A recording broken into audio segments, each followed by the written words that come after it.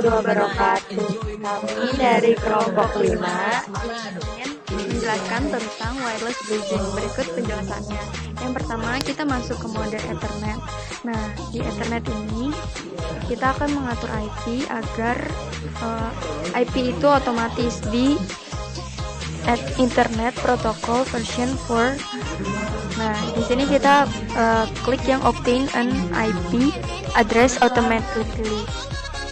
Oke, lalu kita pakai OK.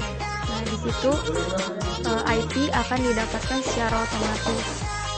Nah, selanjutnya kita akan mengatur IP yang ada di TP-Link. Masukkan IP-nya tuh 2192.168.0254. Nah, itu udah IP default dari TP-Link-nya untuk masuk ke adminnya. Nah, di sini kita masukkan usernya admin, passwordnya pun admin juga. Nah, di sini kita masuk ke quick setup. Nah, di quick setup ini untuk mengatur sebagai akses point. Nah, kita pertama pilih akses pointnya. Nah, nama networknya bisa kita ganti. Nah, di sini kita mengganti menjadi Brickby. Wireless passwordnya 123456778. Lalu klik next. Nah, di sini di DHCP, karena kita sebagai akses point, maka kita pilih yang enable. Nah, IP address-nya kita atur jadi 192.168.122. Nah, subnet max-nya tetap. Langsung next. Nah, berikut ini pengaturan yang sudah kita atur dari sebelum-sebelumnya. Nah, selanjutnya kita reboot agar pengaturannya lebih tersimpan.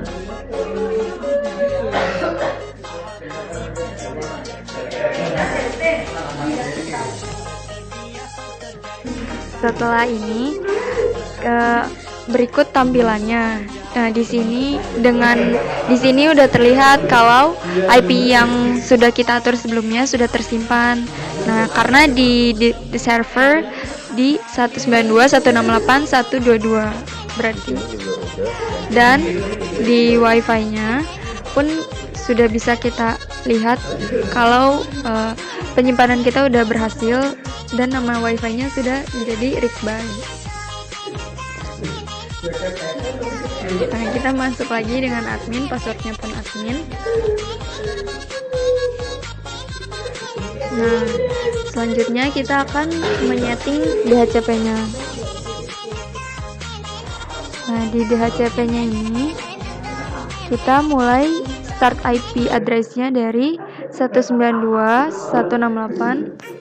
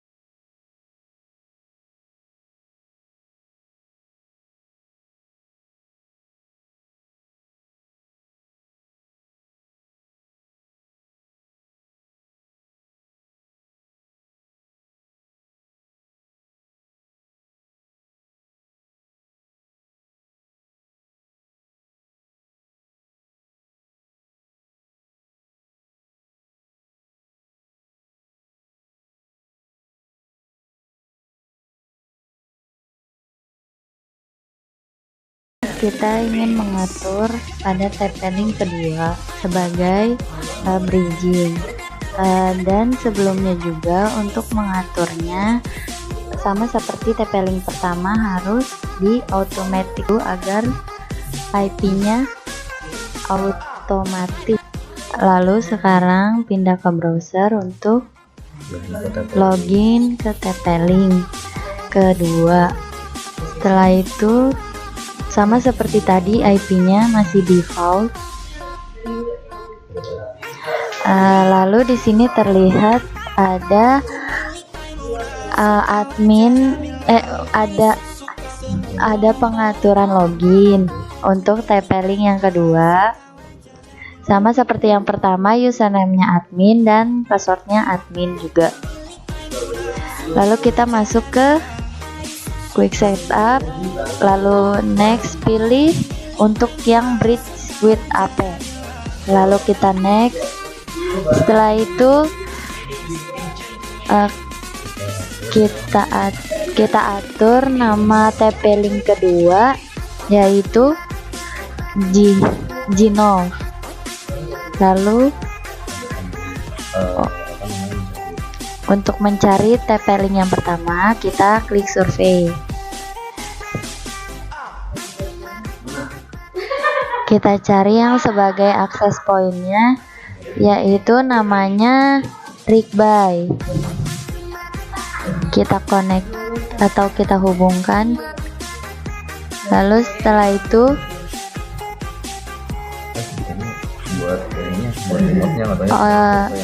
berarti yang tadi kita mencari akses pointnya yang pertama, namanya Rigby. Lalu setelah itu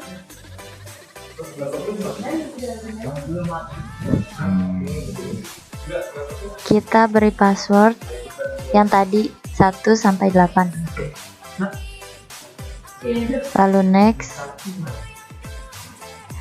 Baru kita namakan TP-Link ini yang sebagai bridge, yaitu Gnov. Lalu next. Kita atur DHCP-nya disable karena bukan sebagai access point. Dan IP yang dimasukkan yaitu harus kurang dari DHCP maksimal yang diatur dari access point tadi. Lalu kita ambil IP-nya 192.168.125. Kita next. Lalu kita lihat sebelum di save atau sebelum disimpan, pengaturannya sudah benar atau belum. Untuk akses point sudah dilihat, namanya Rigby ya, yang TP-Link pertama. Yang kedua itu Gnov sebagai bridge. Setelah itu kita reboot. Mereboot ini untuk save atau menyimpan data yang sudah tadi kita ubah. Kita tunggu sampai selesai dan hasilnya seperti ini. Kita login ulang dengan IP yang sudah kita atur.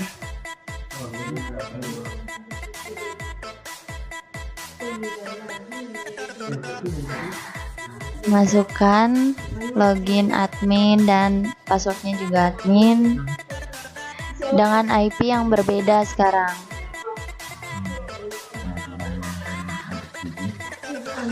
Untuk pengaturan bridging sudah selesai. Sekarang kita lihat di wireless, lalu klik wireless static, yang dimana terlihat perangkat yang terhubung di TP-Link 2. Pertama ada handphone 2 untuk MAC address yang 4E dan 99. Sedangkan yang MAC address yang 73 ini dari laptopnya itu sendiri. Nah, setelah pengaturan akses point selesai dilakukan, nah sekarang saya akan memperlihatkan perangkat apa aja sih yang terhubung ke access point di wireless statistik.